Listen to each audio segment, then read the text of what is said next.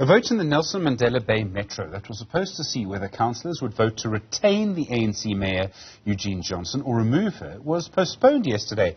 There seemed to have been a declaration that there was an appeal of an earlier ruling which allowed the case to go ahead. In essence, it appears the dispute is over whether 3 councillors from a smaller party in the council can participate. After their party, the Northern Alliance, wanted to stop supporting the ANC and start moving to the opposition parties and the Democratic Alliance. You think the politics in Joburg is complicated? Look at Nelson Mandela Bay.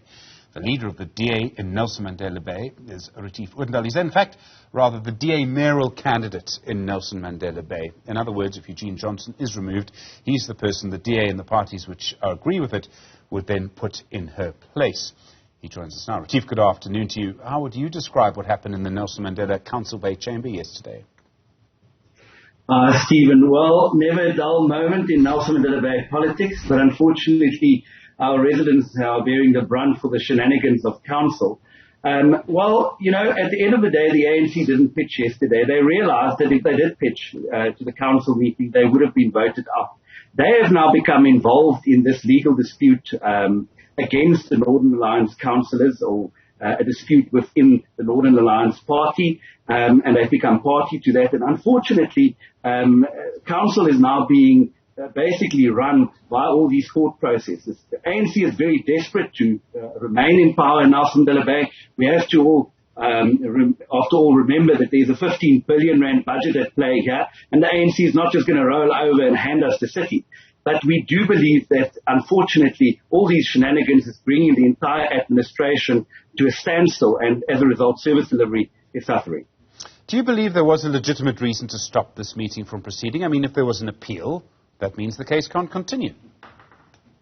Well, it's a very difficult and complicated matter. I mean, there's a number of court cases that the Northern Alliance is currently embroiled with.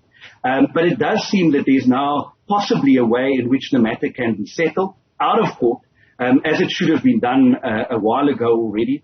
And it's unfortunate that council has been brought into these legal disputes. Council should not be embroiled in any party political disputes, and unfortunately in this case it did.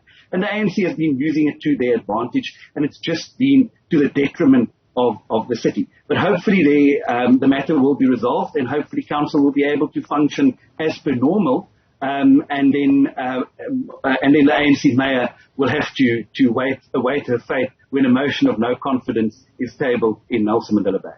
What action are you going to take now? I mean, we've seen court cases in the past compelling councillors, forcing councillors to go to court, forcing councillors to go to a council meeting rather to ensure there's a quorum. Is that going to be what you'll do? No, well, what I said was that, you know, I believe that there is a way that this matter can be resolved. I've spoken to many parties within council. I've spoken to the Northern Alliance, and it does seem that there's a legitimate way in which it can be resolved.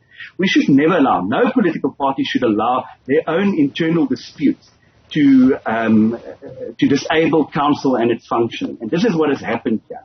And I believe that it's been used for political expediency reasons by certain political parties, essentially the ANC, and we can't allow it. But I do believe that within the next couple of weeks the matters will be resolved, possibly as early as the next 2 weeks, and hopefully council will then be able to function.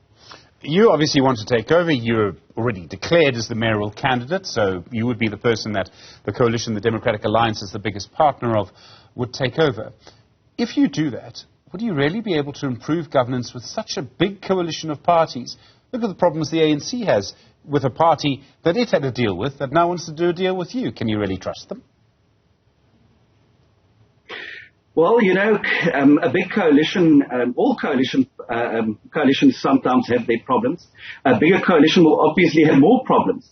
But one has to remember that it is the interest of the city that has to be put front and center. And we believe that there's a number of like-minded coalition partners that do want the best for Nelson Mandela Bay, that want to rid the city of this corrupt and inept ANC government. And we believe just by putting a new government there that has the interest of good governance and stability at heart, we will make a lot of progress. I have to tell you that the city administration, Nelson Mandela Bay, has come to a grinding halt. Service delivery is at an all-time low, and the mayoral committee, for example, hasn't met for many, many months. So the current government is just so dysfunctional, and that spilled over to the administration, and as a result, the residents has suffered. We believe that we have a plan to turn Nelson Mandela Bay around, and therefore we believe we will certainly be able in a position to bring some stability to the metro and move the city forward once again. Retief Odendaal, thank you very much indeed. Do appreciate it. The mayoral candidate for the opposition parties that agree with the Democratic Alliance in Nelson Mandela Bay.